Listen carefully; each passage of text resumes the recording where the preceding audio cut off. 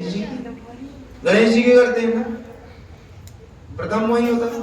बाबा तुलसीदास ने कहा है वर्णानाम अर्थ संघानाम रसानाम छंदसामपि।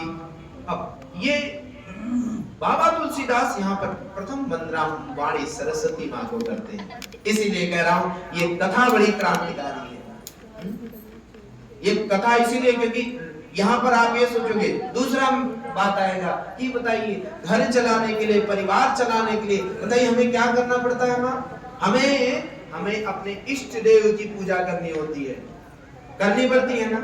तो यहाँ पर इष्ट देव की नहीं, सब इष्ट देव की पूजा तो सबसे अंतिम में की गई है, सबसे अंतिम में। इसीलिए कह रहे ये क्रांतिकारी कथा है। और देखिए जो श्लोक है बाबा तुलसीदास ने बोले हैं, प्रथम वंदना जो है सरस्वती का। अब आप अपने बच्चों को थोड़ा सा, अपने बच्चों को क्या करिए, ये ऊपर वाला जो है माइंड वॉश अंदर का, ये चीज सही होना चाहिए। और उनको सीख करने के लिए मैं ये दास आपसे एक निवेदन करेगा, कथा तो हम इधर कह के बाद में उतर जाते होंगे, लेकिन हम ये मंदिर प्रांगण छोड़ के कभी नहीं जा रहे हैं। तो हमारी बात की है तो अपने बच्चों में कैसे वो सनातन की एक हाथ में अपना सनातन की वो भी रहे और दूसरी हाथ में, अच्छा आज सनातन हमारा इतना विघटित क्यों हो रहा है? क्यों? क्योंकि हमारे आधे लोगों को तो संस्कृत और सनातन से कोई मतलब ही नहीं है, क्योंकि लोगों के मन में भ्रांतियां बना दी गई। कैसी भ्रांतियां ये बना दी गई कि पूजा पाठ कौन करते हैं? पूजा पाठ तो साधु संत करते हैं। क्यों आप नहीं कर सकते क्या? अगर मुझे यहाँ मैं व्यास मंच पे मैं बैठा हूँ, अगर मुझे पता है कि ये श्लोक मुझे पता है, आधे लोगों अभी श्रीमद् भागवत कथा कह के आए, आधे लोगों तो भागवत कथा का श्लोक ही नहीं समझ में आ रहे। अब बताओ इधर व्यास जी, अगर व्यास जी कथा कह रहे हैं, सुनने वाले को समझ में ही नहीं आ रहे, तो व्यास जी पता नहीं क्या कहकर बोलकर चले जाओ, कुछ पता चलेगा? और जैसे आपको पता चलेगा, आपने बोला अहमेवा समेवाग्रे नान यत सत सत परम, बोलोगे नहीं गुरुजी, अरे ये सत नहीं है, सद है, बोलेंगे। ऐसे बोलेंगे तो व्यास जी भी सोचेंगे कि वहां कथा कहने के पहले सावधान हो जाना, क्योंकि लोग समझदार हैं, तुरंत टोकेंगे गलत पढ़ रहे हो, और गलत वालों की ज्यादा चलेगी नहीं। आप देखोगे भी कोई गलत करने लगे, कोई फंस जाता है ना, तो कितने पसीने पसीने हो जाते हैं। वो सोचेगा कब हम बोरिया बिस्तर उठाएं, वहां से रफा दफा हो। तो पहली बात, अच्छे व्यास अगर करना है तो आप अपने बच्चों में ये सुदृढ़ रखिए, पढ़ें, अंग्रेजी पढ़ें, कुछ भी पढ़ें। हम इधर व्यास मंच से नहीं बोल सकता हूँ, शायद भगवान ने ऐसा बोल दिया। अब बताइए, हमारा आपके बीच में बैठे हैं, लेकिन जिस स्कूल में पढ़े हमें उर्दू भाषा पढ़ा दी गई 12 तक। अब इसमें कौन लोग सोचेंगे ये बैठे हुए महाराज जी को उर्दू का, ठाकुर जी की इच्छा हो सकता है, ठाकुर जी हमको किसी और के लिए बनाए, कि चल तू ये भी पढ़ ले, इसका भी ज्ञान हो। और ये भी है कि अभी हमें 10 से 2 खलीलाबाद कवि नगर में हमें वहां डॉक्टर की ड्यूटी भी है। अब बताओ, तो ये मत सोचना कि यहाँ पर बैठे हम एक हाथ पूरी बॉडी, ये अंदर की क्या है गतिविधि क्या है वो, लेकिन अंदर के बाद एक जो मन होता है, वो मन तो अपना ये शास्त्र है ना, इस शास्त्र को कैसे परखोगे? शरीर तो मैं देख लिया, शरीर तो 5.5 साल मेडिकल कॉलेज में मैंने देख लिया, लेकिन ये मन को कैसे देखूंगा? मन को देखने के लिए अब समय शायद ठाकुर जी ने किया हो कि अब तुमको हम मन दिखाते हैं। तो अब ये देखिए, सारे लोग पढ़े होंगे, लेकिन मैं आपसे एक प्रश्न करूं कि ये बताइए, रामचरितमानस के बालकांड में ये जो श्लोक है मंगलाचरण का, उसमें कितने देवी देवताओं को या कितने लोगों को भगवान ये ने आह्वान किया है? तो आप शायद अच्छे पढ़े वाले लोग सोचेंगे ये तो गुरुजी याद तो सब है, जोड़ना पड़ेगा कि किस किस देवी देवता का पूजन हुआ है।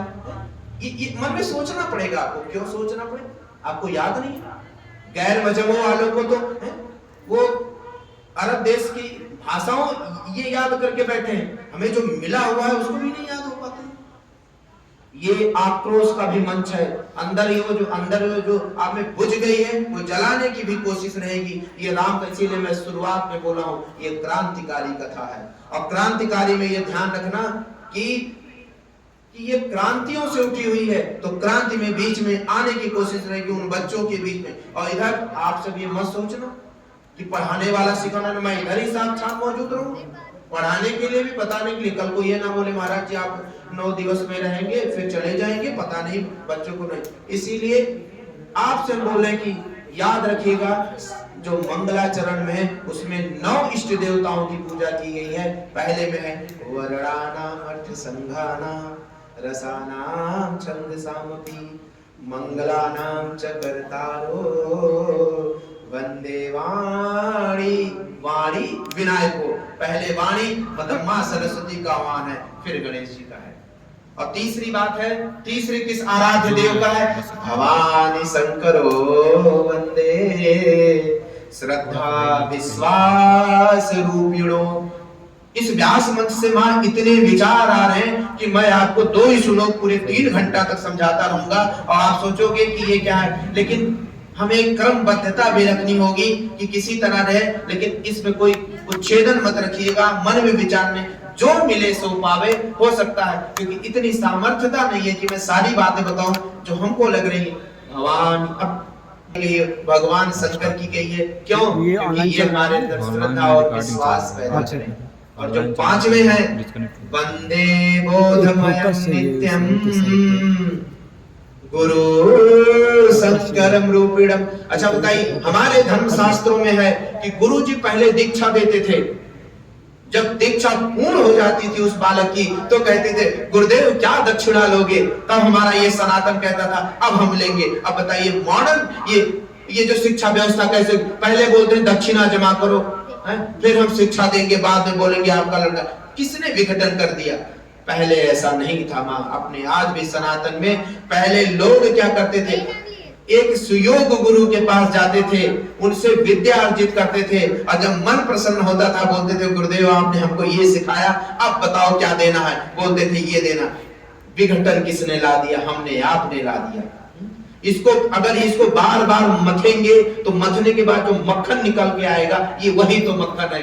तो वो जो 5वां वंदना की गई वो गुरुदेव भगवान की गई है।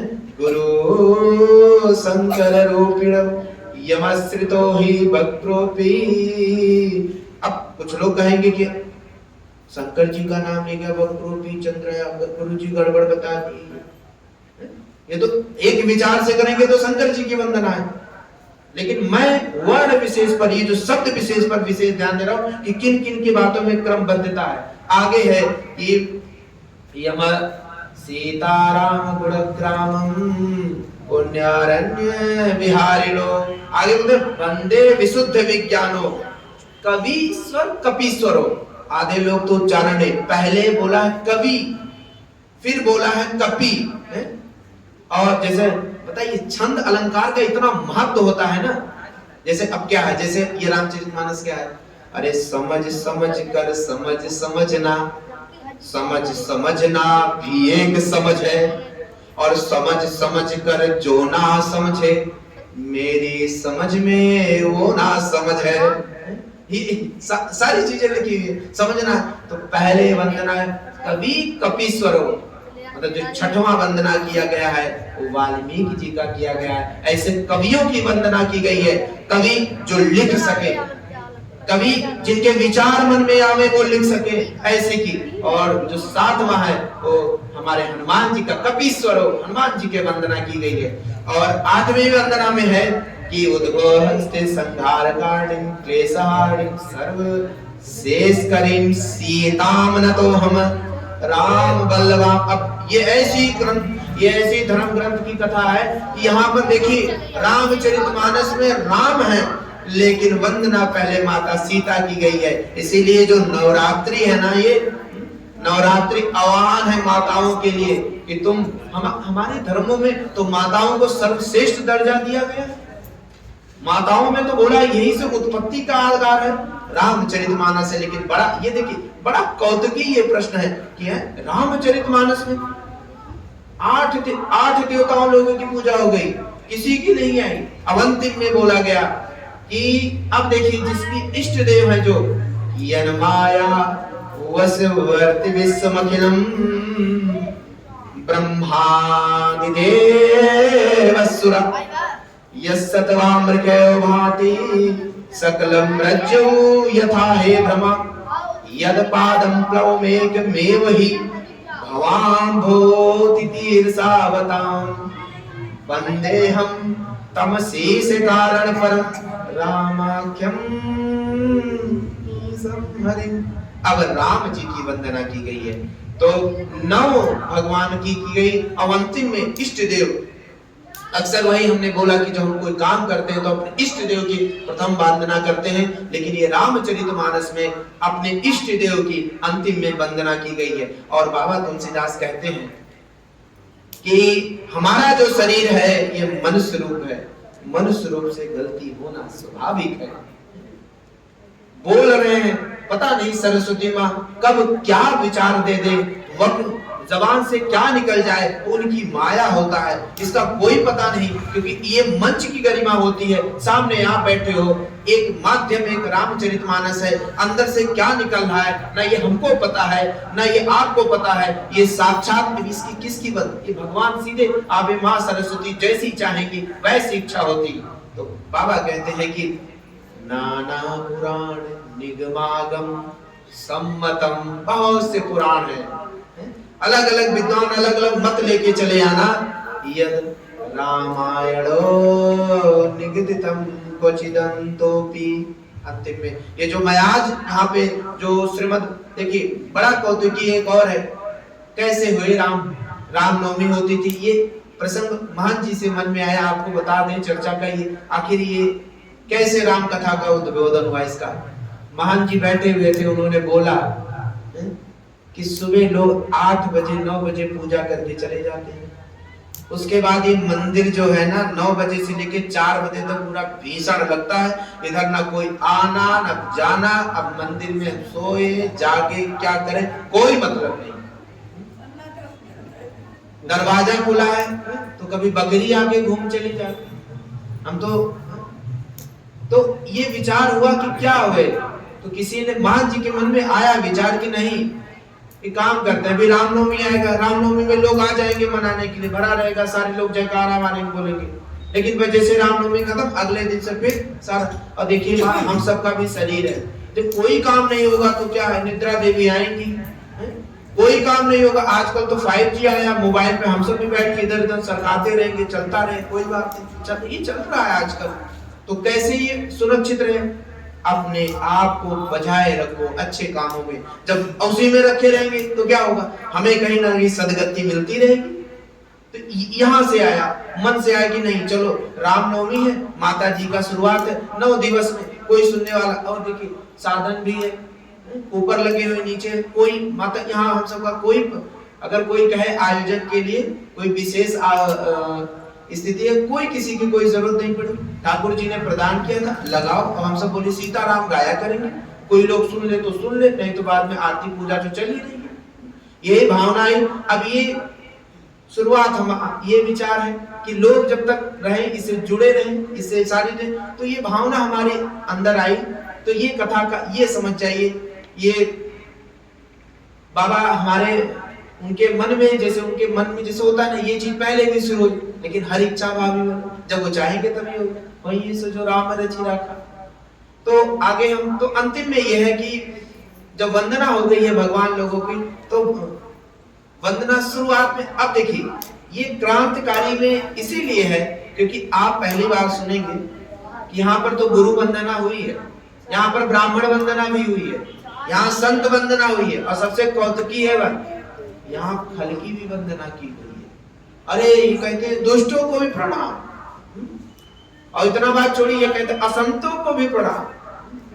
कौन ऐसा धर्म ग्रंथ होगा, इसलिए नहीं है संतों को। आप जब इसका मर्म समझेंगे तो बाबा का भाव देखेंगे। जैसे आपसे मैं बोल दूं कि मैं एक ग्लास में आधा पानी भर दूं, अब मैं पूछूं एक बात बताओ इसमें क्या है, अब आप ही सब लोग बैठोगे, अरे गुरुजी आधा पानी भरा है, ये कुछ लोग बोलेंगे आधा पानी भरा है, कुछ लोग बोलेंगे खाली पनिया तो पूरा भरा था, लेकिन वो तो आए ना, वो छलकाते चले आए, इसलिए वो आधा हो गया। कुछ लोग बोले नहीं इसी बात विवाद। अब कुछ लोग जो सत्संगी विचार बोलेंगे नहीं ये तो पानी, ये तो गिलास जो पूरा भरा है, बोलेंगे बस देखने की है। गुरु जी कहेंगे ये जो आधा तो पानी है लेकिन इसमें आधा हवा भरा हुआ है, पर भरा पूरा हुआ है। विचार रखिएगा, जहां आपकी विचार वैचारिक आ जाएगी वहां पर तुरंत भाव बदल जाएगा। तो ये विचार है कि आधे इसमें आया कि खल की वंदना का क्या अभिप्राय है, असंत की वंदना क्या है। तो जब हम यहाँ चौपाई गाएंगे, चौपाई बताएंगे तो आपको समझ में आएगा कि वास्तव में ये खल की वंदना।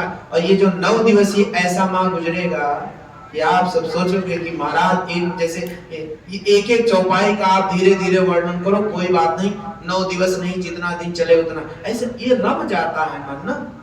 और ऐसा भी बात नहीं, बाकी लोग आप काम करो। कुछ लोग जिनको काम है, जो घरों में बहुत व्यस्त है, वो घर से सुने, और जो लोग खाली है आके ठाकुर जी के दरबार में सुने। तो हम वंदना से चलते हैं कि जो सुमिरत सिद्ध होई गणनायक करिबन बदन। अब एक बात बताइए, इसमें बोला गया गणों की। अब मैं आपसे पूछूंगा गण कौन होते हैं? तो कुछ लोग कहेंगे, अब जो ज्योतिष शास्त्र के मानने वाले हैं उनको तो हम कहेंगे कि बताइए गणना बैठाते हैं, बोलते हैं कि गुरु जी गणा मिल रहा है कि नहीं मिल रहा है, कि कौन देव है, कौन मनुष्य है, कौन राक्षस प्रवृत्ति के। तो ये यहीं पर बोला गया कि ये जो गणों के मालिक हैं, गण मतलब तीनों,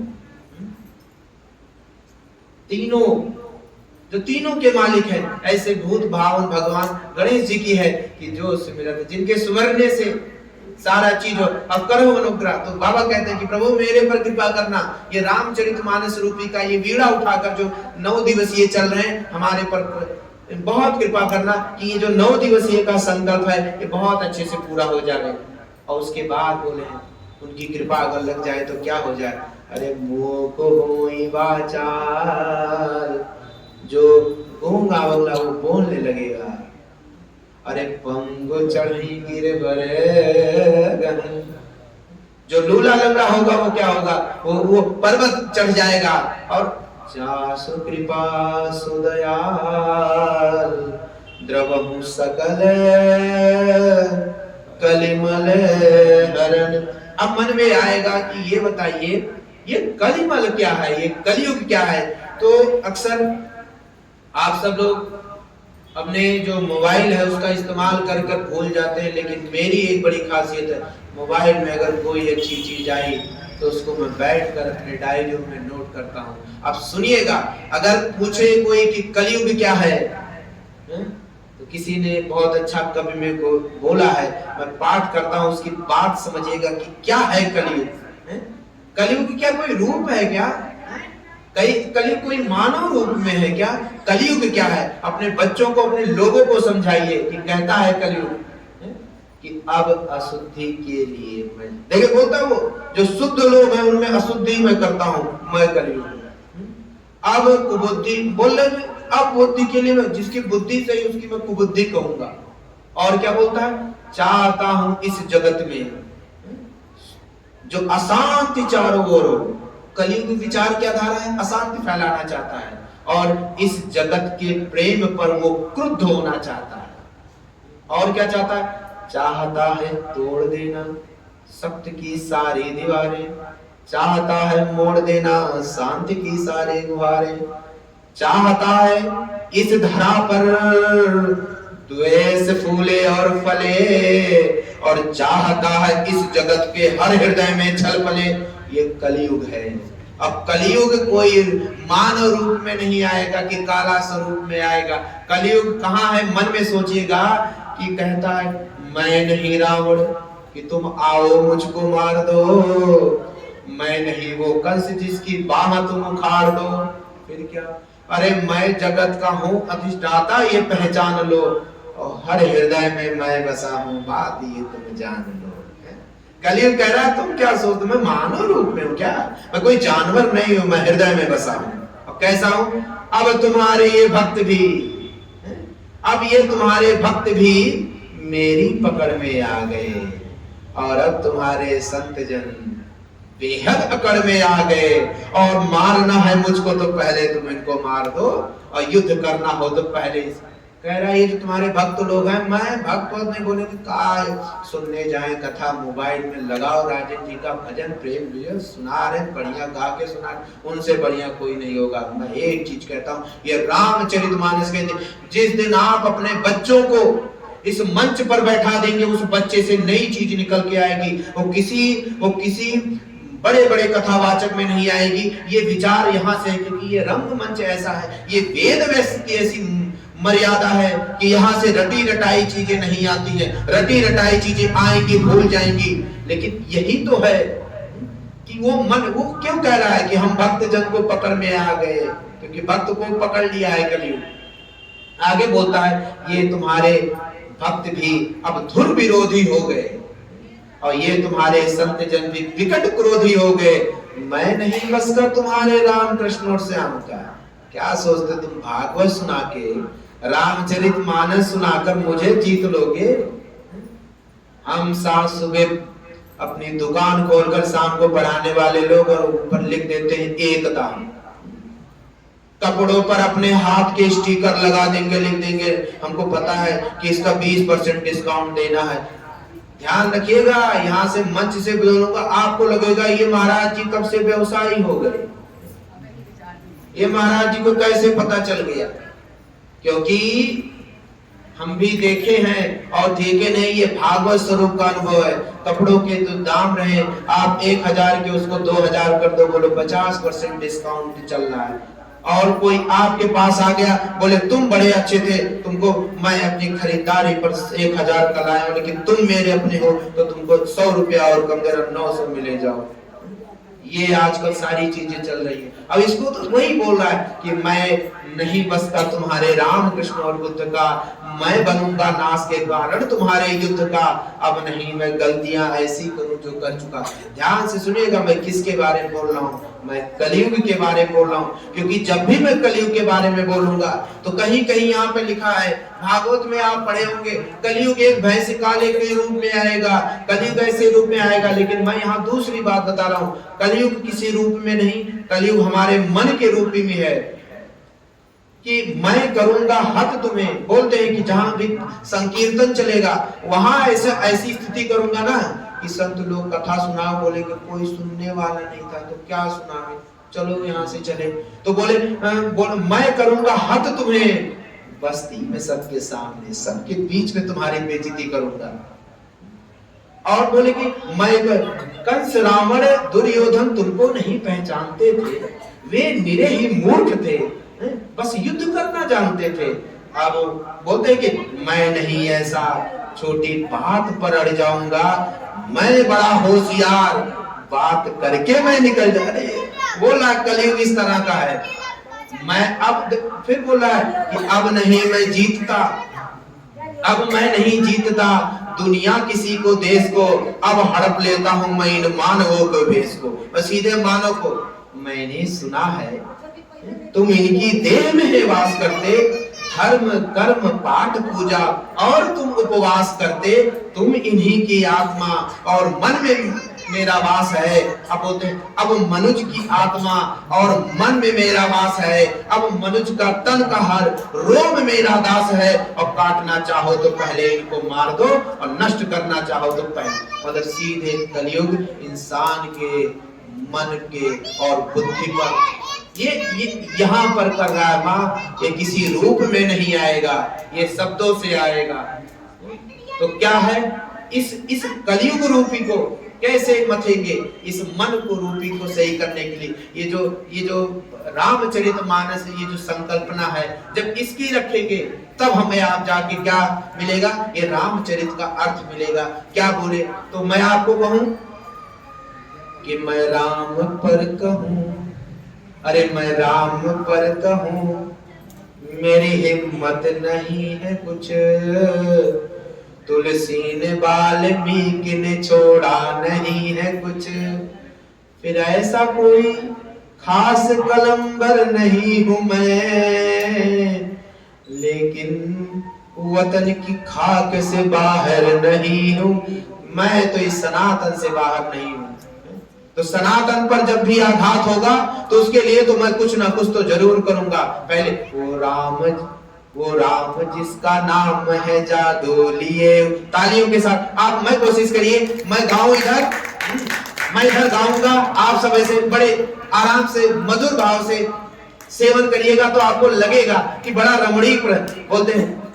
वो राम जिसका नाम जादू लिए हुए, वो राम जिसका नाम है जादू लिए हुए, लीला है जिसकी ओम की खुशबू लिए हुए, अवतार बन के आई थी गैरत सबाब की, भारत में सबसे पहली किरण इनकलाब की। बताइए जरा सोचिए, इनकलाब एक रावण से लड़ने के लिए बंदरों की सेना लेकर, अब ये बताइए इससे बड़ा इनकलाब का कौन। ये तो लोग सोचेंगे हमारे स्वतंत्रता सेनानी अंग्रेजों से लड़ने के लिए डंडे से लेकर लड़ने चले थे और विजय पाई। अरे तुम सोचो कि किससे लड़ने जा रहे हैं, रावण से लड़ने जा रहे थे राम जी, किसको, बंदरों के साथ है, असुर नाग कहीं कर बच्चे के खाएं, ऐसे असुर लोग जो बंदरों को भोजन, मतलब वही समझ जाइए कि एक चूहा बिल्ली को मारने जा रहा है।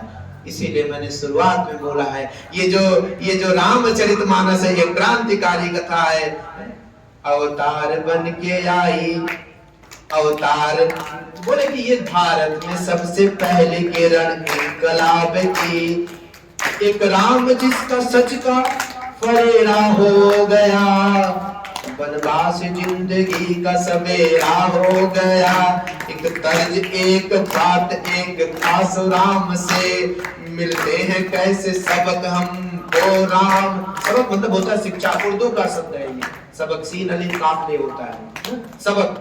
बीच बीच में माता माफ करना, ये जो मैं बीच में कुछ अलग शब्दों का इस्तेमाल करूंगा वो आपके लिए नहीं। ये जो ऊपर लगा हरण है ना, वो बैठे लोग जो कुबुद्धि वाले सोचेंगे ये कौन आ गया, क्या बोल रहा, ये उनके लिए कि विक्षोभ पैदा हो, आपके लिए नहीं है। ये उन लोगों के लिए सबक रहेगा कि ये कौन आ गया बोलने के लिए, ये कुछ अलग प्रकार का दिखता है।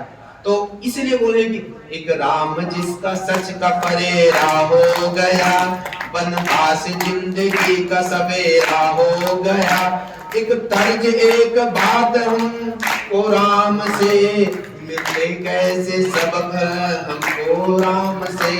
बोलते हैं ऊंचा उठाए फर्क, आप अगर ऊंचा हो जाए, ऊंचा उठे तो फर्क ना लाए सहूर में, कोई बढ़े न हद से ज्यादा गुरूर में।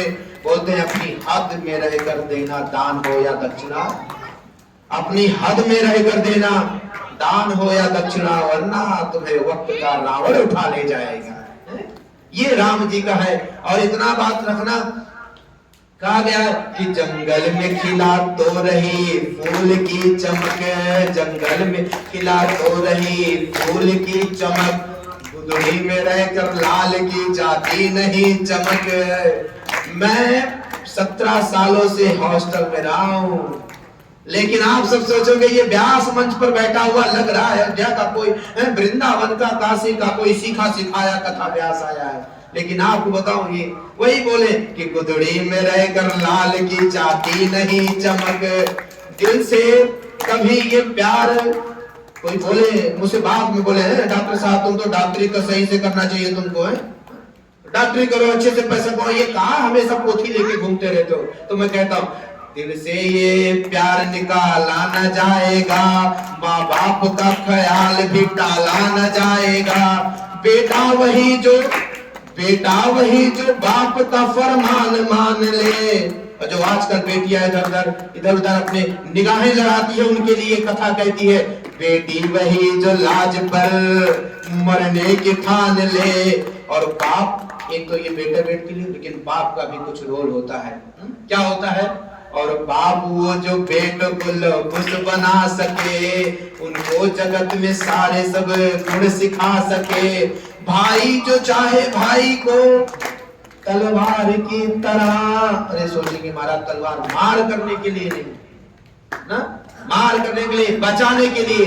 भाई जो चाहे भाई तलवार की तरह, जनरल जो रखे फौज को परिवार की तरह, राजा राजा वही गरीब से इंसाफ कर सके, दल दल से जात पात से हरदम उड़ा सके। मतलब राजा के लिए है, मान लीजिए नगर पंचायत का एक कोई राजा होगा, तो मैं उस राजा को भी ये बोलता हूँ कि अपनी ये जो निगाह रखना कि क्या राजा वही गरीब से इंसाफ कर सके, दल दल के जात पात से हरदम उबार सके, जो वर्ण भेद भाव के चक्कर को तोड़ दे, सबरी के फेर खाकर जमाने को मोड़ दे, इंसान हक की राह में हरदम जमा रहे, ये बात फिर फजूल की लश्कर बना रहे।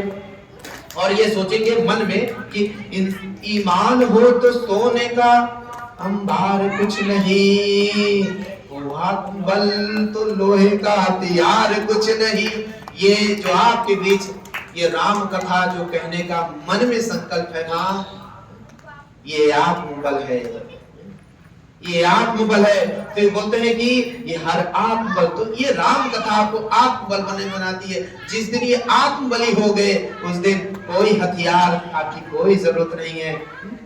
और भी और प्रसंग है, जैसे प्रसंग में उठते हैं तो एक चीज अंतिम में बोलते हैं कि हर आदमी ये सोच जो होशो हवास है। ध्यान से सुनिए कि हर आदमी जो सोच होशो हवास है, वो राम के करीब है, रावण के पास है। लोगों को राम से मोहब्बत है आजकल, पूजा नहीं अमल की जरूरत है आजकल। ये जो पूजा करते हैं, पूजा करने से साथ साथ थोड़ा अमल में इसको हमें अपने जीवन में कैसे उतारना है, इसके लिए भी हमें क्या रखना चाहिए, हमें आपस में परिवेश रखना चाहिए। तब वास्तव में ये जो रामचरितमानस का कथा है ये प्रारंभ आएगा। तो वाणी और वंदना करते हुए हम आगे देखिए, रामचरितमानस के भी 2 चौपाई हुई है। अब हम आपको एक चीज और रमणीक बोलते हैं, ये हमारे मन में विचार है। रामचरितमानस में कितने मास पारायण है? 30। कितने मास पारायण है? 30 है ना। और आपके पास महीने भी अगर आप देखेंगे तो कितने, 30 या 31 का भगवान संकेत दे रहे हैं। सुनो, तुम्हारे पास 30 महीने हैं। तो राम जी ये कह रहे हैं, क्या कह रहे हैं कि एक काम करना, आज जो तारीख आए वही मास पारायण किया।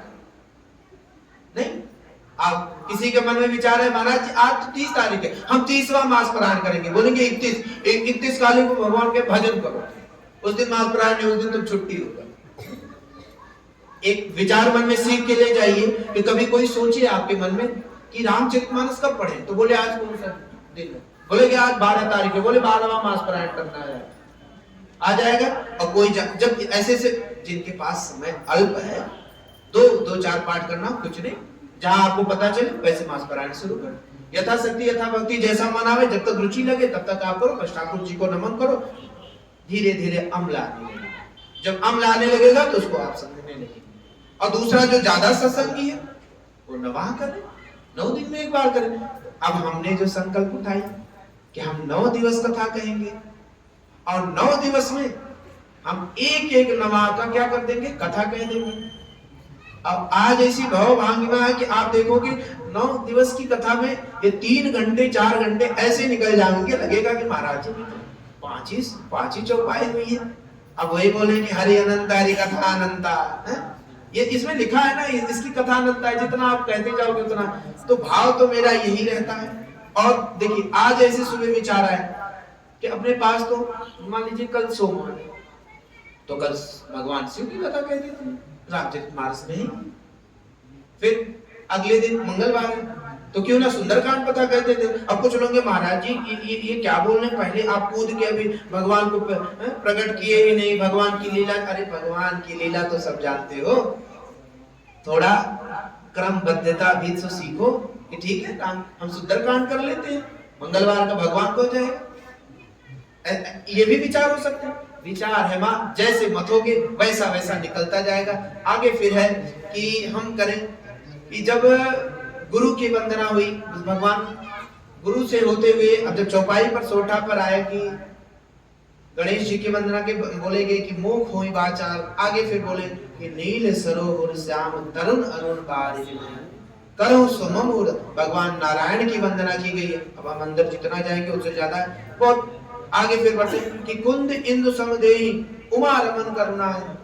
भगवान आगे होते कि शंकर जी की वंदना होते हुए फिर बंद हो गुरुपद कंज कृपा सिंधु नर रूप हरि महामोह। अब देखिए महामोहतम पुंज जासु वचन रवि कर निकर, इसको समझिए ये ऐसा क्यों बोले। जो गुरुदेव के वचन है ना वो क्या कैसे उत्तम रूपी, जैसे तुलना की गई है कि जैसे अभी अंधकार है सूर्य निकला प्रकाश हो गया, ऐसे जब गुरु के वचन होते हैं व्यासपीठ के वचन होते हैं तो अंदर से जो संदेह चीजें होती हैं वो क्या होने लगती है, खत्म होने लगती है। अब इसको बोले कि बंदहु गुरुपद कंज कृपा सिंधु नर रूप हरि मामोतम पुंज जासु वचन रवि कर निकर बंदहु गुरुपद पद्म परागा सुरिच सुवास सरस अनु। देखिए एक जरा साइंस का शब्द है, विषय विज्ञान का है कि बोला गया बंदम गुरु पद पदुम परागा। जरा आप सोचिए पदुम परागा क्यों बोला। पराग किसको बोलते हैं, बायोलॉजी में पराग कण होते हैं, पराग कोष होते हैं। पराग कण वो होता है जहां से हमारी पौधों की उत्पत्ति का जो प्रथम बीज है उसको बोलते हैं पराग कण। तो कह रहे हैं कि अरे गुरुदेव अगर आपकी कृपा हुई तो वैज्ञानिक दृष्टि के मानने वाले जरा सोचना, ये कह रहा कि गुरुदेव के वचन जो है वो पराग कण की तरह है। अगर वो पराग कण सही जगह मिल गए ना तो एक ऐसे वृक्ष का रूप लेंगे कि आप सोच नहीं सकते। मां कि बंदहु गुरुपद पदुम परागा, उनके विचार जो होंगे सुरिच होंगे, सुंदर होंगे, और जो सुंदर ही नहीं स्वाद अनुसार होंगे। अच्छा आप सब बैठे हैं, जो मुझे भाव भंगिमा आपकी लग रही है, किसी के मन में जरा सा ये नहीं दिख रहा है कि पता नहीं क्या महाराज जी पकाऊ कुछ पका रहे हैं, पता नहीं क्या है कि धर्म करो ऐसा करो, क्योंकि ये जो आपका जो ये आई कांटेक्ट है ये हमको प्रेरित करता है कि कुछ यहाँ से ये व्यास अभी पता चलेगा आप सबका मन लेट हो रहा है, चलो चलो चलो चलो। तैसे यहाँ देखेंगे हम भी बोलेंगे कि सीताराम जी कहते हैं कि वो बार बार कहते हैं कि फिर कहते हैं, फिर आप कहोगे महाराज जी एक ही शब्द को 3-4 बार क्यों बोलो। ये बता रहा है कि महाराज जी भी वो आप सबको देख कर क्या करें, सोच रहे जल्दी से समय हो रहा है तो बंद करें ये। लेकिन जब भाव उतरते हैं तो भाव से अपने आप निकलते हैं। फिर बोले कि अमीय मूरी में चूरन चारू समन सकल भव रुज परिवारू। फिर है कि श्री गुरु आगे गुरुदेव पर बहुत सी वंदना की गई है, लेकिन एक मैं बोलूं कि मन में विचार आए कि ये बताइए हम परेशान क्यों होते हैं? मन में होता है ना परेशान क्यों होते हैं? आपको ऐसे रोचक प्रश्न मिलेंगे और ये बात मान के चलिए मां अच्छे से आप सब इधर कल से जब कथा कहेंगे 5 से जब भी है तो आराम से बैठिए, इस विचार से बैठिए कि यहाँ से जो ठाकुर राम जानकी मंदिर के द्वारा जो कथा प्रसंग हो जाएगा वो आपको टीवी या और क्यों चीजों में नहीं मिलेगा, ये शाश्वत मिलेगा। क्योंकि ये टीवी से कहीं वाली चीजें होंगी, मैं कहीं सुन के अगर कथा कहा होगा, कहीं रट के कथा कहूंगा तो आपको वो चीजें मिल जाएगी, आपको तारतम्य बिल्कुल नहीं, एकदम सब कुछ नया मिलेगा कि ये नया कैसे निकल रहा है। क्योंकि कुछ भाषाओं की भी अलग अलग होगी, तो इसमें हम परेशान क्यों होते हैं? इसलिए क्योंकि भाग छोट अभिलाष बड़ करहूं एक विश्वास। प्रभु हमारे भाग्य तो बड़े छोटे हैं और इच्छाएं बड़ी बड़ी हैं। तो हम अक्षय भावते भाग्य और प्रारब्ध जब हमें कम देने को लिखा है, हमने बहुत हम ऐसा आपको मैं बताऊं बड़ी भाग्य छोट की बात बताएं। अभी हमारी जो उम्र है वो 30 वर्ष है, हमारी पढ़ाई से लोग परेशान होते हैं, बोले अरे महाराज कब तक पढ़े जा रहे, पढ़ते पढ़ते लग रहा है। कभी कभी मुझे लोग बोलने लगे हो गया, अब ऐसे लोगों के लिए माता ये आप बैठी हुई लोग और यहाँ पे लेगे हुए बोलेंगे कि ढीला नहीं तुम ढीले थे, क्योंकि ढीले की विचारवाणी कुछ और होती है, क्योंकि सब क्रमबद्ध होता था। क्योंकि हम पहले से माता जी को सबसे पहले पता। अब एक और बताएं, आप सोचेंगे कि आपकी इतनी अच्छी पढ़ाई है, राम कथा कैसे हो गई। मेरे महाराज जी जो आते हैं, डॉक्टर रामकरण दास जी महाराज, बड़े बड़े कौतिकी संत हैं। वो कभी कभी गुस्सा उनको आ जाता है, लेकिन वो गुस्सैल नहीं है, बड़े रमणीक हैं। वो हुआ क्या एक बार, अब मैं कैसे था, ये विद बैठे अंगद बोली, नवोदय निकाल दिया, पीएचडी निकाल दिया, पीएचडी चल रही है। एक बार गलती से रामचरितमानस का पाठ हो रहा था और मेरे महाराज जी ने कहा, विनोद एक काम करो, उधर उधर बैठे तुम भी पढ़ो। यही विद बैठे हैं, मैं अहंकार में बैठा, मैं तो पढ़ा लिखा, ऐसे लोग। रामचरितमानस को दिया गया, ये 2016 की घटना है मेरी माता। अब देखिए क्या दे लगा, सामने वाले लोग कैसे पाठ कर, अरे जो से मेरा तुझे होई गणनायक करिबन बदन। अब मेरी बारी है, सोच बुद्धि दास, मैं पढ़ा लिखा लोग पढ़ ही नहीं पा रहा, ऐसे विचार आने लगे। सामने वाले को जब आए तो बोले मोह को होई बाचार पंख चढ़े गिरवर्गन। और जब मेरी बारी आवे तो जा सु कृपा सो दया द्रवो सकल कलमल हर। जो अच्छे अच्छे पढ़े लिखे लोग, उनको रामचरितमानस तो यही दशा होगी, यही होगी। पढ़े लिखे लोग बोलेंगे हिंदी तो ही है, लेकिन हिंदी से ऐसा आने लगा। भरे समाज में बड़ी बेइज्जती हुई। मां ने सोचा कि है इतना पढ़ा लिखा, ये रामचरितमानस नहीं पढ़ पा रहे। अब देखिए दो प्रकार के होते हैं, दो प्रकार के संत होते हैं। एक होते हैं कि हमारी बेइज्जती होगी, आज के बाद में रामचरितमानस को उठा के कभी देखूंगा नहीं, क्योंकि इसने मेरी घनघोर बेइज्जती की, उसका मुंह नहीं देखूंगा।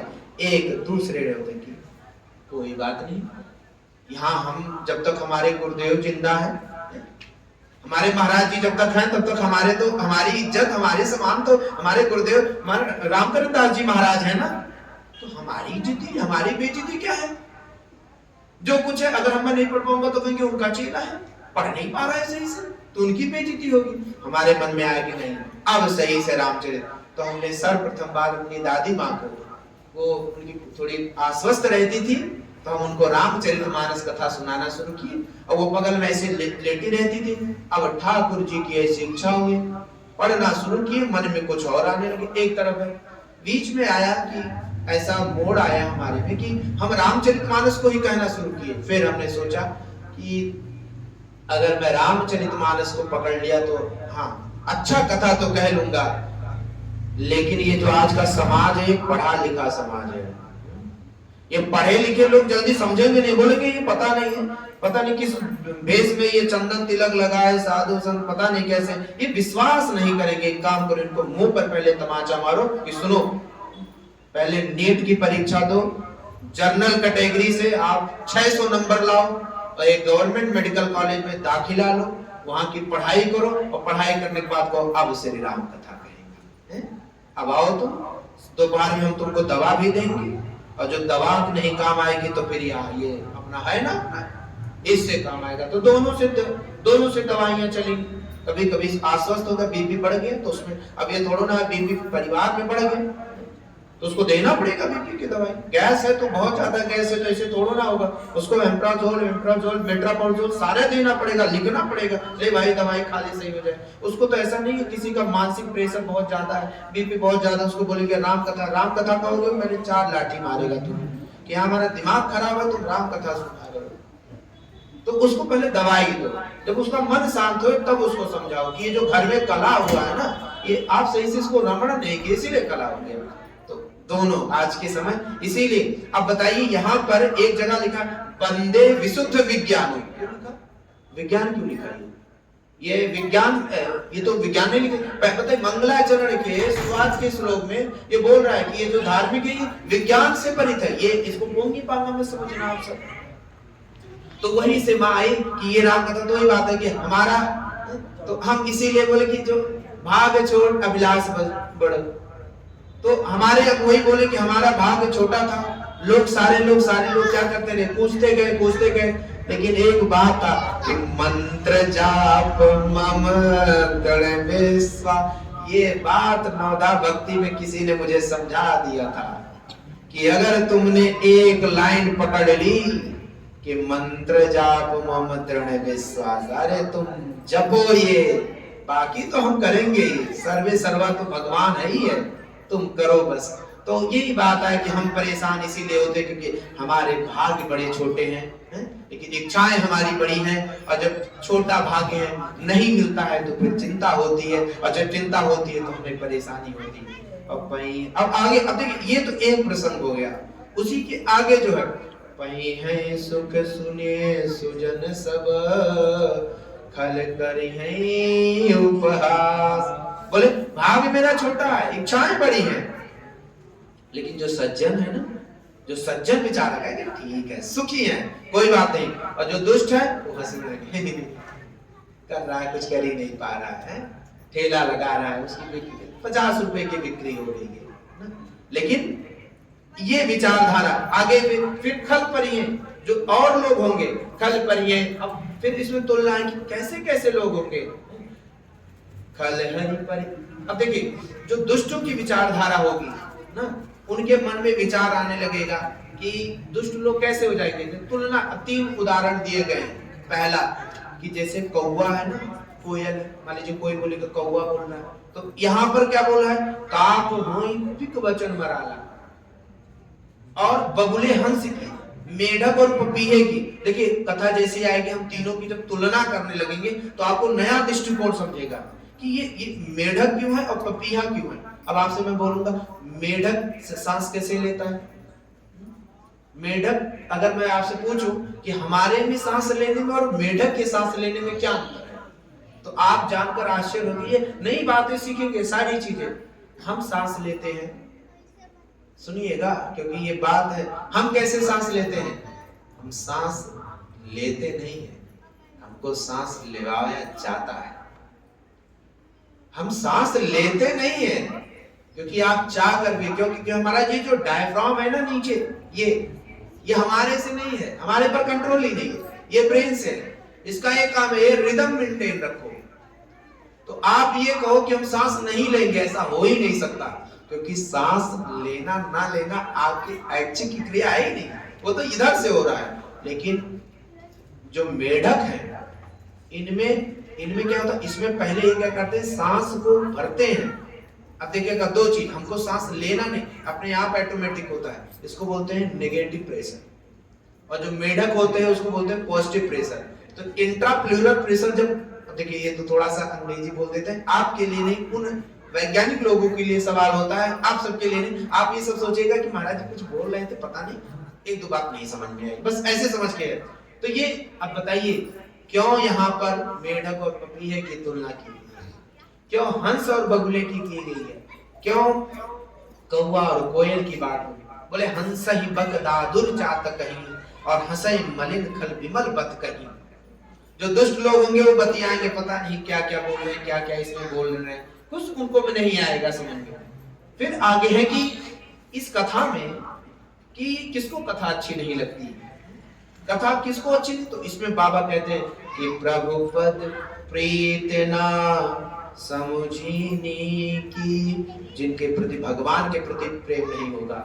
और 3 है कथा, ये जो कथा है सुने लागी थी, जिनको भगवान के प्रति आस्था नहीं होगा, प्रेम नहीं होगा, उनको फीका लगेगा। और क्या, हरि हर पद रते मति न कुतर की, और 3 कहूं कथा सुनो। मतलब इसमें बोले कि ये जो भगवान की कथा है, विष्णु मतलब हरि, भगवान विष्णु, और हर मतलब भगवान शिव, जिनके मन में भगवान शिव, भगवान विष्णु के प्रति रति होगी, प्रेम होगा ना, और जिनके मन में कुतर्क नहीं होगा। यहाँ बाबा कहते हैं कि आपको कुतर्क से बचे रहना होगा। देखिए कुतर्क का कोई उत्तर नहीं है। एक बार हम जब शुरुआत में आए तो यहाँ पर देखिए एक प्रसंग कहते हैं कुतर्क की लोग, जैसे अभी बैठे हैं, कैसे मन में विचार आता है, कुतर्की कैसे होते। जैसे हम बोले कि 2 लोग हैं, 2 लोग को मैंने दिया, मैंने कहा एक गंदा है एक साफ है, ठीक है, एक गंदा है साफ है, कुतर्की लोग का विचार है। मैं कहूंगा अच्छा एक बात बताइए, दोनों लोग में कौन नहाएगा। तो एक जो कुतर्की बोलेंगे नहीं ये जो साफ है वो नहाएगा, बोलेंगे अच्छा। मैं कहूंगा नहीं, साफ वाला, तो बोलेंगे नहीं, ये ध्यान से सुनेगा नहीं, मेरी मर्म नहीं समझ पाएंगे। ये जो साफ इसलिए नहाएगा क्योंकि इसको आदत है नहाने की, और ये जो गंदा है इसलिए नहीं नहाएगा क्योंकि इसको आदत ही नहीं है। कुतर्की लोग कहेंगे नहीं, गंदा वाला नहाएगा। बोलेंगे क्या कह रहे हो तुम? बोलेंगे गंदा इसलिए क्योंकि वो गंदा है, इसीलिए उसको नहाने की जरूरत है, इसीलिए वो नहाएगा, और साफ है तो इसलिए नहाने की जरूरत है, इसलिए नहीं नहाएगा। फिर दूसरे कुतर्की लोग बोलेंगे नहीं, दोनों नहाएंगे। बोलेंगे दोनों नहाएंगे? बोलेंगे जो साफ है उसको नहाने की आदत है इसीलिए नहाएगा, और जो गंदा है उसको नहाने की जरूरत है इसीलिए नहाएगा। फिर दूसरा कुतर्की लोग कहेंगे दोनों नहीं नहाएंगे। बोलेंगे दोनों का? बोलेंगे जो साफ है उसको नहाने की जरूरत ही नहीं, और जो गंदा है उसको नहाने की आदत नहीं। बताइए, एक बात के चार प्रश्न। आज का समाज ही से बैठा हुआ है, आप कुछ भी बोलोगे वो बोलेंगे ये नहीं ये, और बात भी बड़ी तार्किक लगेगी, है बड़ा बात सही कर रहा है। इसको बोलते हैं कुतर्क, इसको बोलते हैं कुतर्क। तो ये रामचरितमानस की आज की कथा का ये बोला, कुतर्क से बचो। कुतर्क, इधर कुतर्क करोगे ना तो कुतर्क से आपको कुछ मिलेगा ही नहीं। और फिर आपने सारे लोग ने सुना ये कथा कैसी है। अरे मंगल भवन अमंगल हारी, द्रवम सुदशरथ अजर बिहारी। इतना नहीं, और बोलते हैं, एक ही पढ़े होंगे लेकिन दूसरा भी है कि मंगल भवन अमंगल हारी, उमा सहित जही जपत पुरारी, मंगल करन कलिमल हरन तुलसी, कथा रघुनाथ की गति और कविता सरिस की, ज्यों सरित पावन पात की, प्रभु सुजस संगे मनित भर, मोहि सुजन मन भावनी, भव अंग भूति मसान की, सुमरत सुहावन पावनी। ये कथा ऐसी है ना कि जो शमशान में बैठा हुआ शिव है ना, वो कथा सुनते सुनते इतना दृष्टांत हो गया कि सर्वविदित पूजा जाता है। और एक चीज और आपसे बोलते हैं, हमारी इच्छा मन में आती है, हमारे कृपानाथ जी जो है, कभी कभी लगता है वो असहाय जैसे बोलते रहते हैं कि तुम सब तो अपना उधर कर लेते हो, कभी हमारे तरफ भी ध्यान दिया करो। तो एक बात और, इस हर दिन एक मंच से एक कुछ ना कुछ उद्बोधन किया करेंगे। मन से मेरी इच्छा यही रहेगी कि हम सब तो कोशिश करेंगे, लेकिन आप सबका हो कि कम से कम सोमवार के दिन भगवान का आरती अच्छे से हो जावा करें। व्यवस्था तो मान लीजिए आरत वारित का हम कर देंगे। अब हम आपसे एक बड़ी बहुत साधारण सी बात बताना, आरती सारे लोग करते हैं, लेकिन एक थोड़ा सा विचार आता है कि लोग इकट्ठा थोड़ा अच्छे से, बाकी हम सब उसमें कर देंगे, लेकिन लोग के विचार है कि भगवान की शिव आरती हो जाए, क्योंकि वो बड़े से ऐसे से लगते हैं जैसे कटे कटे किनारे पड़े हुए हैं, उसको थोड़ा सा रमणीक बनावा जाए, लगे कि वे है। क्योंकि आज हमारा धर्म अपने इस सनातन को बचाने के लिए सबसे ज्यादा जरूरत है। माँ एक चीज और, अभी हम भागवत कथा कह रहे थे, वहां से अचानक व्यासपीठ से विचार आया था, कुछ लोग क्या होते हैं जो परिवार वंशहीन है, जिनका आगे पीछे कोई नहीं है, संपत्ति पड़ी हुई है, उनका क्या होना चाहिए, ऐसा मन में विचार है। उनके मन में मेरा ऐसा है कि उनको क्या करना चाहिए कि अपनी संपत्ति को लोगों के बीच में मत रखें। लोग क्योंकि चार लोग देखेंगे कब ये मरे कब हम आएंगे, ऐसा सोचेंगे, मन में विचार आएंगे। ऐसा नहीं, जब तक आवे अपनी आवे। और जैसे कोई जीर्ण शीर्ण मंदिर स्थिति आप देखो ना, तो उसको सही करा दे। और सुनो, ध्यान से सुनना, पैसा किसी के हाथ में कभी मत दिया करो, दान के लिए मत देना। मैं ही कहता हूं कि मैं आपसे कहूं अगर कुछ करवाना मेरे हाथ में कभी, क्योंकि जैसे पैसा आएगा हमारे मन में भी लालच आएगा, क्योंकि लालच तो कलयुग का वो। आपको कैसे काम कराना है, काम कराना है, महाराज जी हम ये ले आते हैं, सबसे बढ़िया उत्तम काम। इसीलिए बोलते हैं सबसे ज्यादा अगर दान देने की ये प्रवृत्ति बनाइए, इससे क्या होगा, हमारे पर भी संतुलन रहेगा। नहीं पता चले महाराज जी ये लीजिए 1 लाख रुपया ले लीजिए और आप करा लीजिए 1 लाख रुपए का, किसको नहीं पैसे की आस किसको नहीं है। हमको देखने लगे हाँ अभी थोड़ा सा हमारा वो दिक्कत है, लाओ उसमें 20,000 अपना जुगाड़ कर ले, 80,000 कुछ काम कर देंगे। मन लोभ आ जाता है किसी को। ये आप कथा सुनेंगे, मन में इसको सुनेंगे तो आपको ये कहेगा ऐसा विचार रखो, कराना है कुछ तो ऐसा काम करो। सबको संतुलित रहना है ना, जब सब संतुलित रहेंगे तभी तो काम चलेगा। नहीं अगर एक लोग क्या बाप लोग हाथ में दे दोगे तो क्या होगा, वो जैसा चाहेगा वैसे ऐसे तोड़ता जाएगा, लाइन से सब कुछ तोड़ता जाएगा। क्या कर दोगे आप, कुछ नहीं कर पाओगे, निस्सहाय होगे, मुंह को ही जैसे हो जाओगे पूरा, कुछ नहीं कर पाओगे, बाद में अपने सर पीटने लगेंगे। तो ये कथा ऐसी है, ये कथा कलयुग है, कुतर्क करने से बढ़ती है। तो आज देखिए कथाएं तो काफी समय तक हम ये कर सकते हैं, आपको अच्छे से भी लगेंगे, लेकिन एक समय की बाध्यता होती है। समय की बाध्यता है कि हमारे ठाकुर जी भी ये चाहेंगे कि समय पर हमारा भी आरती पूजा होवे और समय पर विराम होवे। तो देखिए आज जो भी समय है महान जी की जैसी वो होगा, हम कथा को अपने आगे और चलेंगे, जैसा समय निर्धारित होगा, जैसे वो चीजें होंगे कहेंगे। और कथा बराबर कल से कोशिश रहेगी, हम समय से आपको मिलते रहेंगे, कथा इसी पर कहेंगे, लेकिन समय पर ये भी रहेगी हमारे ठाकुर जी का भी भोग पूजा हो जावे, आरती हो जावे। तो बहुत सी और भी बातें हैं, लेकिन हमारी ऐसी इच्छा कह रही है, प्रश्न तो बहुत है, अथाह है, हमारी ऐसी इच्छा कह रही है कि अब क्या कि ठाकुर जी की अब वन आरती का हम सब आगे का करें, और कुछ संगीत में कुछ भजन गाते हुए अपनी बात को हम रखेंगे। आप सब सारे लोग कोशिश करिए, पहले इस भजन को गाइए हमारे साथ, और उसके बाद तालियों की सेवा करते हुए हम विराम रखेंगे अपनी बात को। कल से बड़े समय से हम अपनी बात को कहेंगे, आप सब अपनी आ जाइए। और हमारी यही है माता कि आप सबको भी घर में बहुत ज्यादा विलंब ना हो, कोई लोग को कोई दिक्कत ना हो, आप आवे बैठे 8, साढ़े 8, 9 बजे तक कथा रहे, सुने, और सुनने के बाद फिर भगवान की आरती में शामिल होए, और वहां के बाद फिर अपने अपने घरों को जाए। तो आइए एक भजन से हम अपनी बात को विराम। भजन सारे लोग तालियों के साथ करेंगे कि बहुत अच्छा भजन है कि जिस देश में, जिस वेश में, परिवेश में रहो। आपने सुना होगा राधा रमन, लेकिन ये भागवत कह रहा है कि तुम रामचरितमानस कर रहे हो तो कुछ और बदलो। जिस देश में, जिस वेश में, परिवेश में रहो।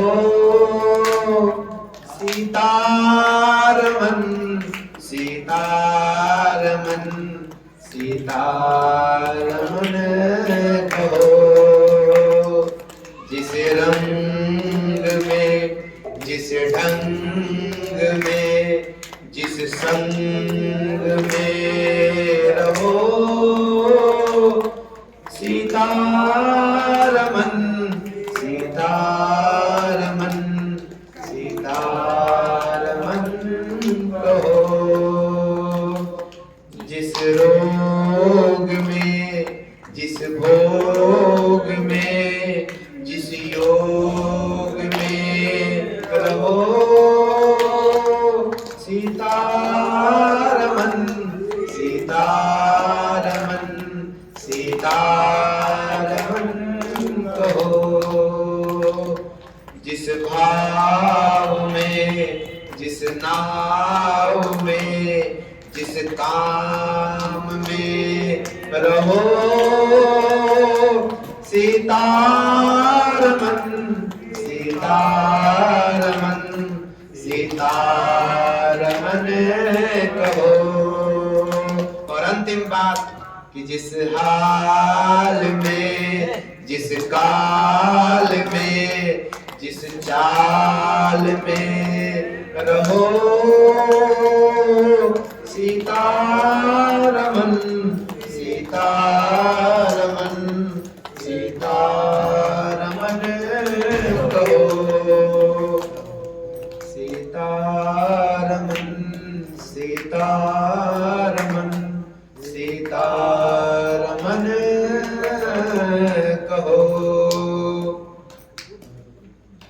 सियावल रामचंद्र की जय। श्री पवन सुत हनुमान की जय। श्री कृपानाथ भगवान की जय। श्री कनक भवन सरकार की जय। श्री हनुमान गढ़ी की जय। श्री राम लला सरकार की जय। जय श्री सीताराम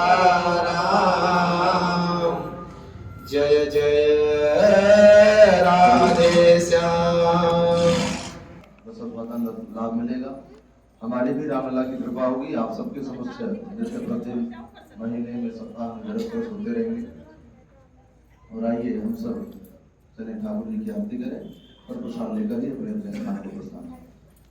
अरे वो से आता है बसर को उम्र ढल जाने के, उम्र ढल जाने के बाद हो से आता है बसर को, हो से आता है बसर को उम्र ढलने के बाद वक्त भी कीमत समझता, वक्त भी कीमत समझता, वक्त के जाने के बाद वक्त भी कीमत समझता, वक्त के जाने के बाद जब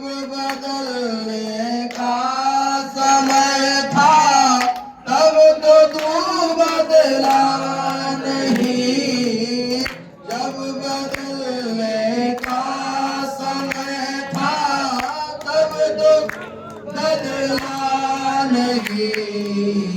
अब जो बदला क्या हुआ, अब जो बदला क्या हुआ, सब कुछ बदल जाने के बाद हो से आता है बसर को उम्र ढल जाने के बाद। कल के बातों को सोच कर क्यों खड़ा है तू जना, कल के बातों को सोच कर क्यों खड़ा है तू जना, लौट कर आता नहीं है, लौट कर आता नहीं है, तीर चल जाने के बाद लौट कर आता नहीं है, तीर चल जाने के बाद। कल के तेरे साथी सब दे रहे थे दाद सब, कल के तेरे साथी दे रहे थे दाद सब।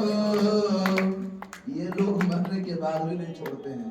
कहना है कि लोग जाने क्या कहेंगे, लोग जाने क्या कहेंगे, कल तेरे जाने के बाद लोग जाने क्या कहेंगे, कल तेरे जाने के बाद होश आता है बसर को उम्र ढल जाने के बाद, होश आता है बसर को उम्र ढल जाने के बाद। अरे जीवन तो भैया एक रेल है, कभी पैसेंजर कभी मेल है हो, जीवन तो भैया एक रेल है, कभी पैसेंजर कभी मेल है हो, जीवन तो भैया एक रेल है, कभी पैसेंजर कभी मेल है। सुख दुख के पटरी पे दौड़ लगाती है, मंजिल तक हमको यह पहुंचाती है। सुख दुख के पटरी पे दौड़ लगाती है, मंजिल तक हमको ये पहुंचाती है। श्वासों की जब तक इसमें तेल है, कभी पैसेंजर कभी मेल है। हो जीवन तो भैया एक रेल है, कभी पैसेंजर कभी मेल है। हो रिश्ते भी बनते और बिगड़ते हैं, यात्री जो चढ़ते और उतरते हैं। ओ रिश्ते भी बनते और बिगड़ते हैं, यात्री जो चढ़ते और उतरते हैं। ओ सारा सिग्नल का ही तो खेल है, सारा सिग्नल का ही तो खेल है, कभी पैसेंजर कभी मेल है। हो जीवन तो भैया एक रेल है, कभी पैसेंजर कभी मेल है। हो जीवन तो भैया एक रेल है, कभी पैसेंजर कभी मेल है, कभी पैसेंजर कभी मेल है। सीतारामचंद्र भगवान की पूज्य परम श्रद्धेय श्री श्री गजानन बाबा श्री सीतारामदास जी महाराज की इनके भक्त और भगवान की नगर बस्ती की इनके माता पिता की हिंदू नववर्ष महामहोत्सव की ठाकुर जी महाराज की पार्वती पते।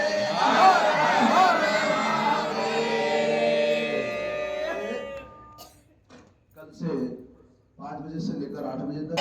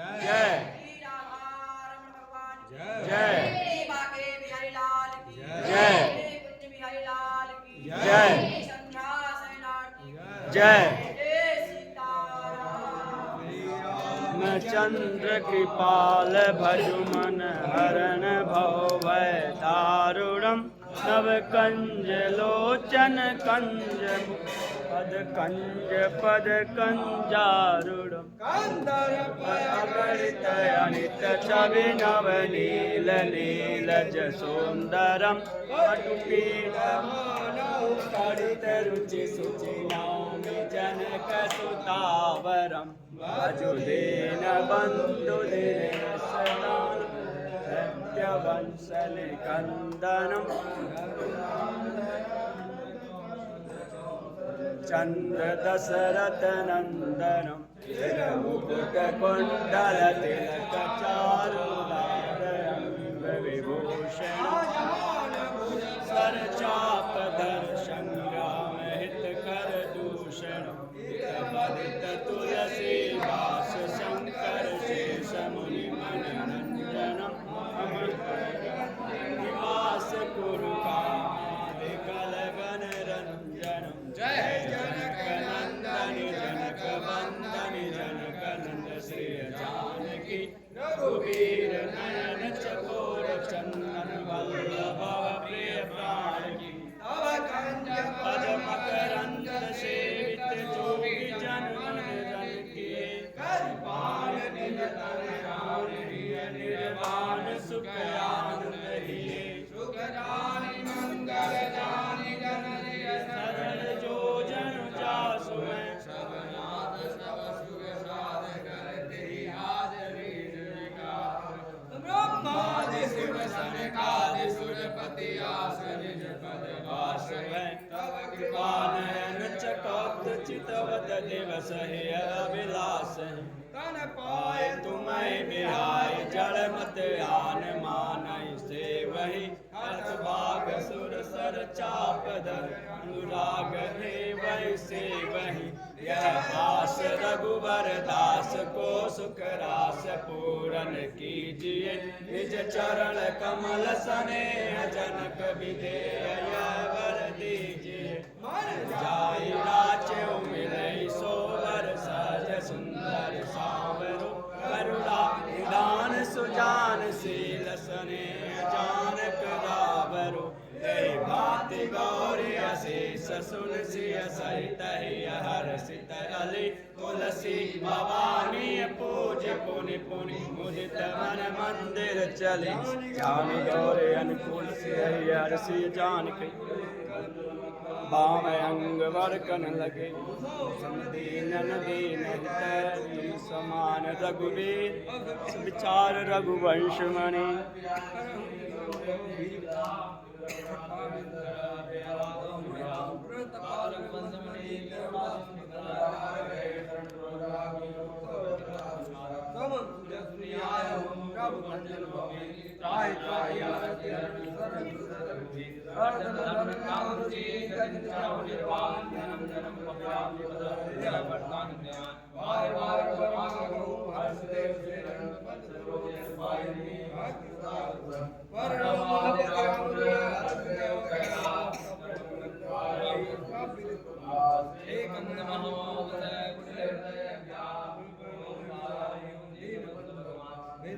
कर मुनास कह कर जोर बहो चरण सरोनाथ कबहु तजय मति मोह नहीं विद्या नहीं बाहुबल नहीं खर्चन को काम सो पति तय पंगो पतिरा करुणा एक चंद एक मुकुर मणि पर जो तुलसी रघुवर नाथ के भले विराज कोटि कल्प काशी बसे मथुरा कल्प हजार एक निमिष सरजू बसे लैन तुलसी हम जिन करिया राम के बसे सरजू के तीर अचल राज महाराज की चौकी हनुमत वीर कब धनुष चढ़ाइए चकित भये सब लोग मगन भये सिर जानकी देखी राम जी के रूप दाम बाम जानकी लखन दाहिने ओ ध्यान सकल कल्याण में सुर सर तुलसी वहाँ को राज के भले विराजो ना तुलसी रघुवर नाथ धनुष बाण ले आज कित मुरली कित चंद्रिका कित गोपियन के सारे अपने जन के तारने श्री कृष्ण भयो रघुनाथ तब दीना बंधुवरी कारण रहित दयाल तुलसीदास सत्ताई बजो चारि कपट भंजा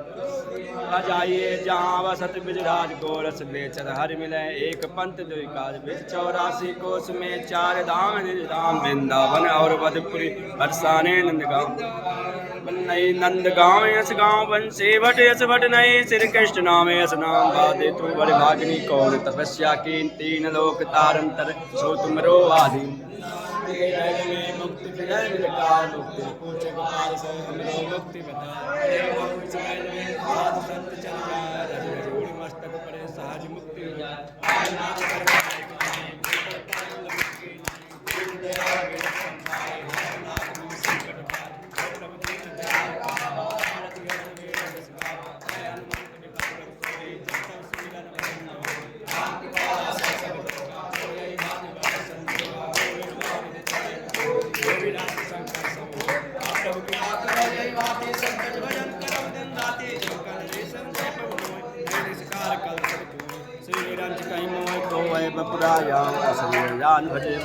मायापति भगवान श्री रामचंद्र की जय। सूरज निज मन मुकुर सुधार बरनौ रघुबर बिमल जस जोदायक फल 4 बुद्धि तन जानकी सुमिरो पवन कुमार बल बुद्धि विद्या देव हरऊ कलेश विकार सागर जय कपीस तिवलोक उजागर रामदूत तुलित बलधामा अंजन पुत्र पवन सुतनामा महावीर विक्रम बजरंगी कुंजन निवार सुमति के संगे कंचन वरण विराज सुबेसा कुंडल कुंचित केसा हाथ वज्र ध्वजा विराजे कांधे मूंज जने उरसाजे शंकर सुमन केसरी नंदन तेज उत्थापन महाजगवंदन व्यापार गुणी अचातुर राम काज कर वेको आतुर प्रचरित सुन वेको रसिया राम लखन सीता मन बसिया रूप धरि दिखावा विकट रूप धरि लंक जरा प्रेम रूप धरि असल समारे रामचंद्र जी का सुमार लाए सजीवन लखन जी आए श्री रघुवीर हर्ष लाए रघुपति की बहुत बड़ाई मम प्रिय भक्तन संभाए सास बदन तुम रोजस गावे कैसे पटकंठ लगा सनकादिक ब्रह्मादि मुनि सा नारद सारद सहित रघुवीर दिगपाल तुम उपका सुग्रीव की नारायण मिलाए राजपय दीना तुमरो मन सुरवेशन माना लंकेश्वर वैष्णव जग जाना दुर्योधन पर रामो देवताय मधुर फल जान मोतिका वेद कुमारी जगन्नाथ गए अचरज दुर्गम काज जगत के देते सुगम अनुग्रह तुम रहते थे राम दुलारे तुम रखवारे रोशन ज्ञान पैसा सब सुगल है तुम्हारी सरना तुम रक्षक का हमको डरना आपन तेज समारो आप तीनों लोक हंसते का बहुत विशाल निकट नहीं आवे महावीर जगन्नाथ सुनावे नासे रोग सब पीड़ा जगत निरंतर हनुमत वीरा मान छुड़ावे मंत्रम बचन ध्यान चोला में सब पर राम तपस्वी राजा तुमके काज सकल तुम सा और मनोरथ कोई लावे सोई अमित जीवन फल पावे चारों युग प्रताप तुम्हारा प्रसिद्ध जगत पुरिया साधु संत के तुम रखवारे असुर निकंदन राम दुलारे असित नव निके दाता पर दीन जानकी माँ राम बसायन तुम्हारे पासा सदा रहो रक्षक के दासा तुमरो भजन राम को पावे नंदनन को विश्रामे अंधकाल रघुबर पुर जाहि जहाँ जन्म हर भक्त कहाँ और देवता चित्तन धरे हनुमत से सर सुख करहि संकट कटै मिटै सब पीड़ा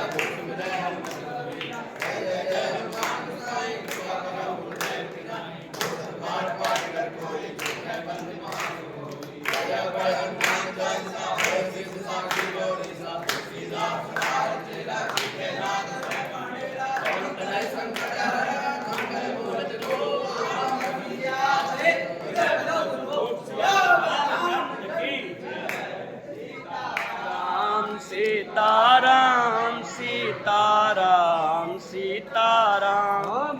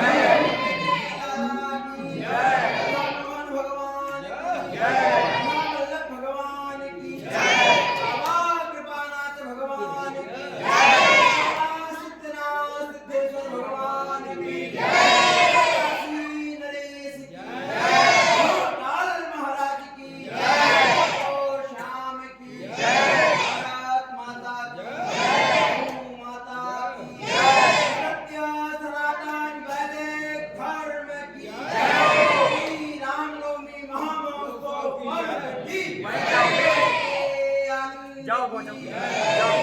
व्यास जी महाराज की जय। सच्चाराट परम पूज्य परम सत्य बाबा श्री सीताराम दास जी महाराज की जय। भक्त और भगवान की जय। भक्ति में आए हुए भक्तों की जय। माता पिता की जय। गोविंद की जय। बाल गोपाल की जय। आनंद की जय। ध्यास है आरती की जय। जय सीताराम।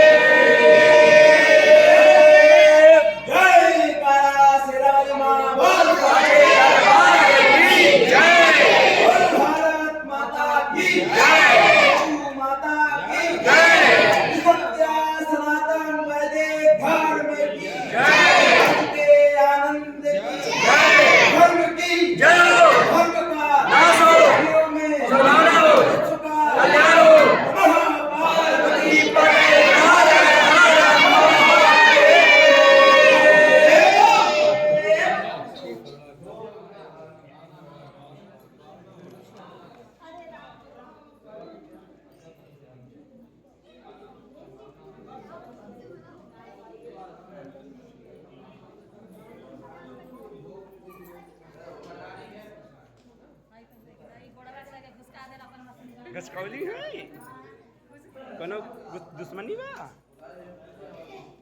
घसकौली है घुसुक गए लोग। हेलो पास्टर चुम चुम चुम।